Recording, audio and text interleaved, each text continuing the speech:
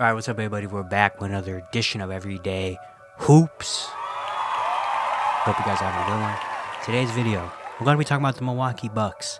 There's been some struggles as of really recently for the Milwaukee Bucks. I just want to talk about their struggles and about this team, because I got a lot of things to say about this Bucks team right now. So we're going to get into it here in this video.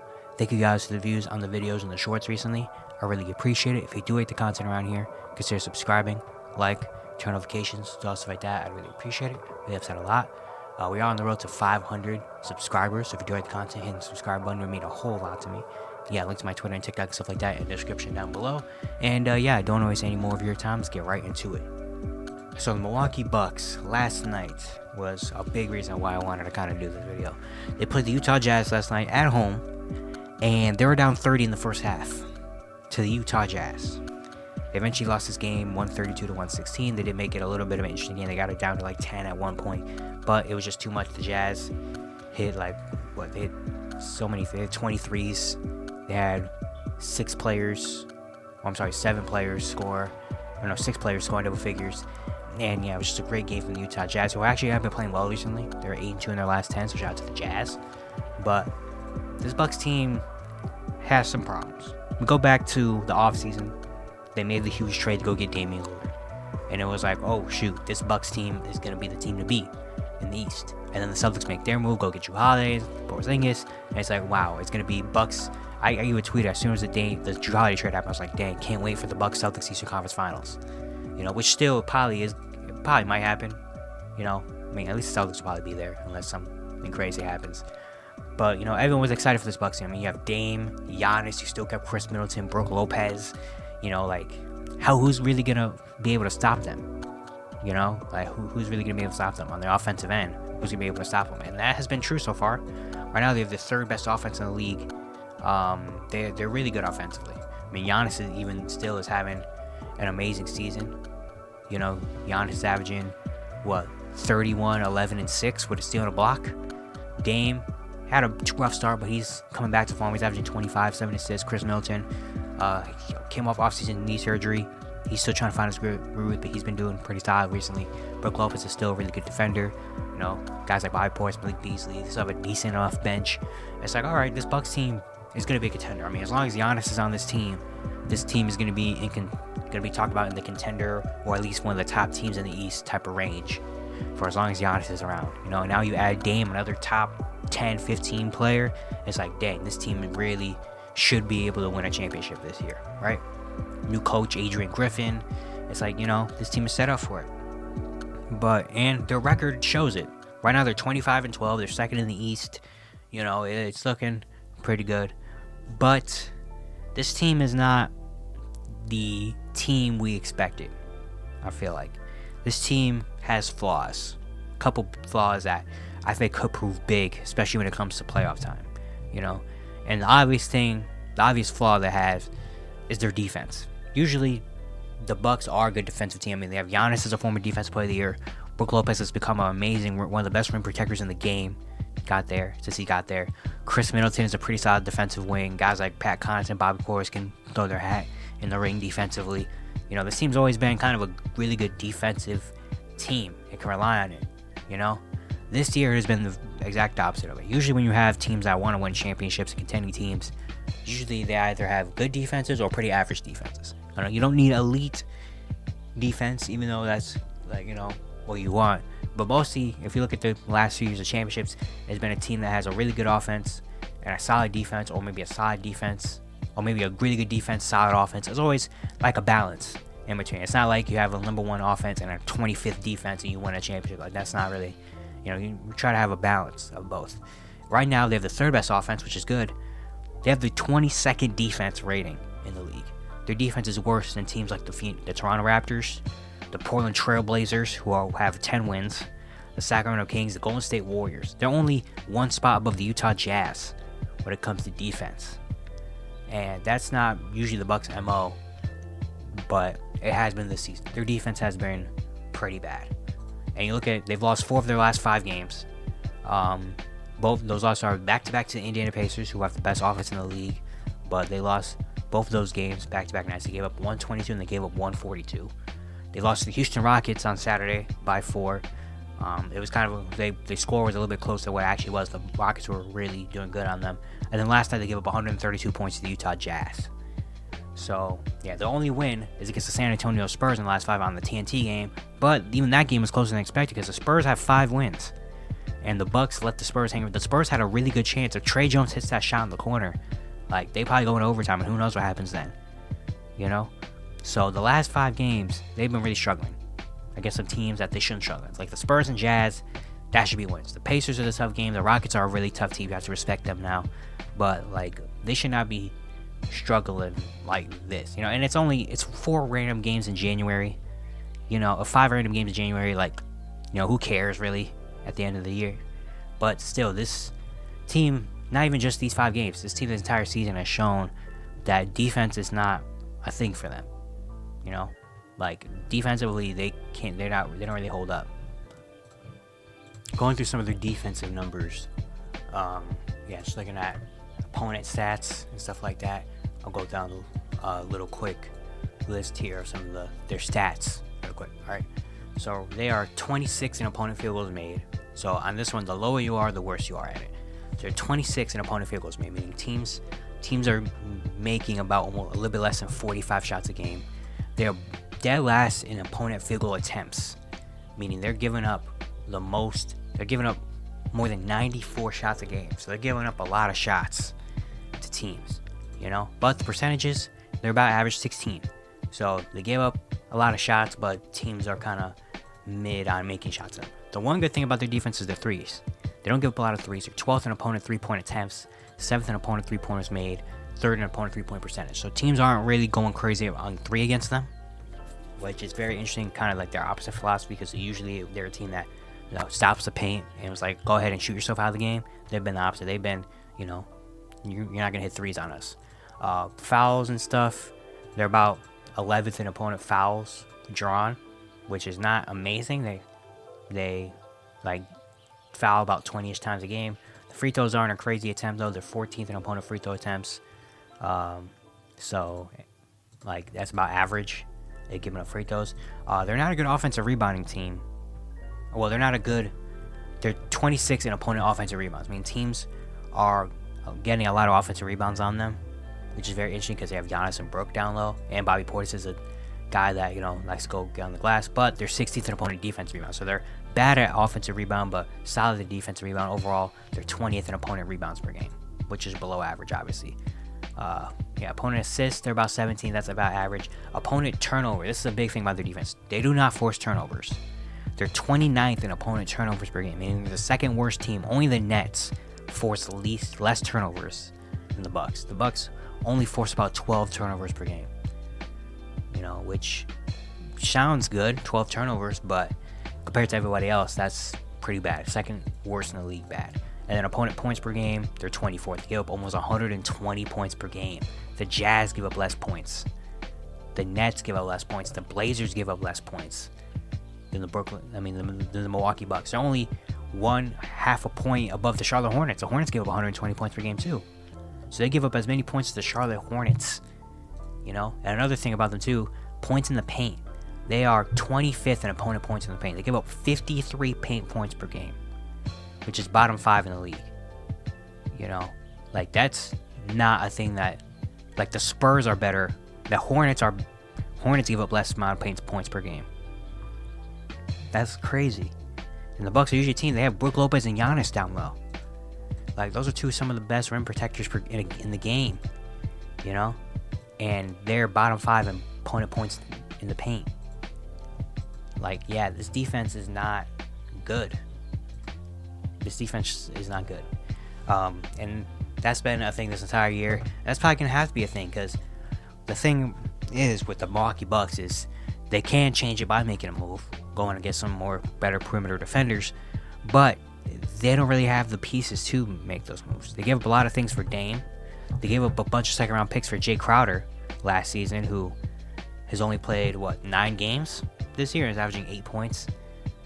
Like, they don't really have a lot of room to go and improve. Like, this is kind of the team, you know, unless they get lucky and get on the buyout market and stuff. But this is kind of like, this is the team they kind of have to roll with and just make things work with, you know. And the thing is, even though it's very interesting that the paint points are, you know, the paint defense is not good, but that's also because the perimeter defense, they correlate with each other, obviously. I mean, when your guards are getting blown by 90% of the time, it's very hard to stop everybody from scoring in the paint. It's very hard for Brook Lopez and Giannis to block everybody's shot. Even though Brook Lopez does his dang best, he averages almost 3 blocks per game, you know, and Giannis does what he does on the help defense especially. But it's very hard to stop teams from scoring in the paint when they're getting to the paint all the time, you know. And Damian Lillard and Malik Beasley as your starting guards on defense is not it, especially when you go from Jrue Holiday, one of the best perimeter defenders in the game, and Grayson Allen, who's a pretty solid perimeter defender himself, you know, to Damian Lillard, who, I mean, no disrespect, but Dame is not a good defender, but he's never had to be a good defender because what he brings you all offense is so, like, I mean, he's one of the top 75 players for a reason, you know. He just came off, he averaged 30 last year, you know, so he gives so much in the offensive end that you kind of give him a little bit of leeway on the defensive end, but Malik Beasley cannot guard. I'm sorry, Malik Beasley can't guard. Malik Beasley, I mean, he's been shooting the heck out of the ball this year, shooting 47% from 3. That's why he's really out there. That's the only reason why he's playing, because he's one of those players where if he's not hitting threes, he's not doing anything else. You saw that last year with the Lakers, where once he stopped hitting threes, we never saw him again. Because he's one of those players where if he's not shooting, he's not doing much. He's not going to be dribbling the ball and creating for himself or for others. He's not passing the ball. He's not a good defender. So he's literally just out there just to shoot threes. You know, and he's been doing an amazing job at it this year. You know, but yeah, they can't guard. Even your back with Cameron Payne, like, you're not expecting him to guard anything. You know, like, their perimeter defense is bad. And then Chris Middleton, who's someone you could probably rely on to be a defender, he's 32 years old. He just came off a knee surgery. You know, he's only playing about 25 minutes per game. He just started playing back-to-backs. So we're not expecting him to be the kind of same defender that he was. He's getting older now. Injuries are hitting. You know, Jay Crowder, who you sent 5 second-round picks for to get, has only played 9 games because he's hurt. Who knows when he's coming back? Pat Connaughton's a pretty solid defender, but it's like, all right. Marjon Beauchamp, he's playing the rotation. He's only 23. And he just started playing minutes. You're not expecting him to consistently stay on, you know, perimeter defenders like that. And he's not even playing that many minutes. He's only playing about 15 minutes per game. So it's like this defense is kind of like stuck. There's not really any ways they can get better. You know, this kind of is what the team is, and they just kind of have to lock in, I guess. I don't really know what else to say about this defense. But this defense really could mean a lot in the long run, obviously. You know, I mean, in the playoffs, a big thing is, can you get stops when it matters? You don't have to be the number 1 defensive team, give up only 94 points per game. Like, you can get by not having an amazing defense if you can get consistent stops when it matters at the end of the game. And I don't know if I trust this Bucks team to be able to do that. I mean, if you're giving up 130 points to the Jazz and the Spurs, like, I don't know what happens when you go play the Sixers or the Celtics, you know, in the playoffs. Like, can I rely on you then? I don't really know if I can, you know? And Adrian Griffin,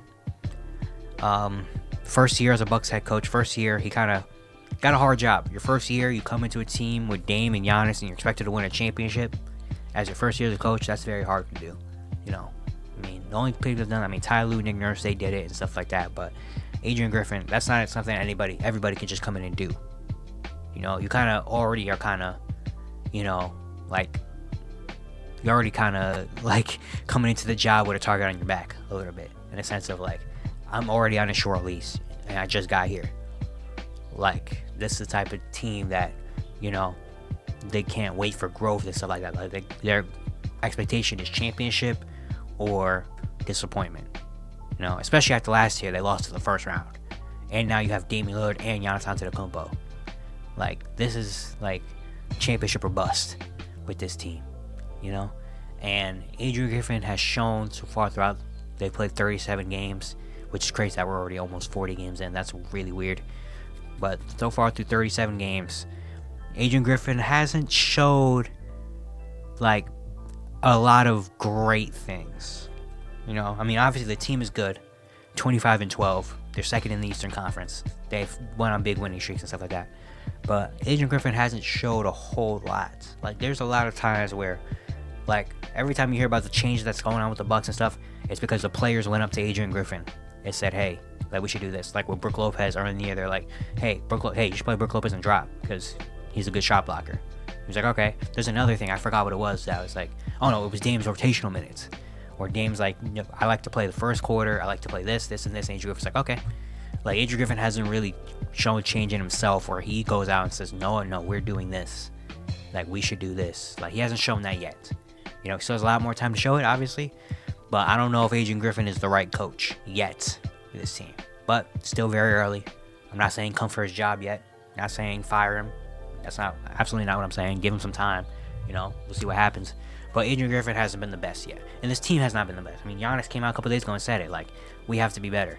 Like, everybody in this team, we have to work. We have to get better. Even the equipment manager. And they came out last night and put on that performance. So, yeah, that's very disheartening when your star player comes out and says, hey, let's all be better. And then you're down 30 to the Utah Jazz in the first half. That's not a great thing. But, yeah, thinking about this Bucks team, like, obviously, this team is going to be a contender. You have to label this team a contender. If Giannis and Dame, as long as you have those two on the court together, you're going to have a chance.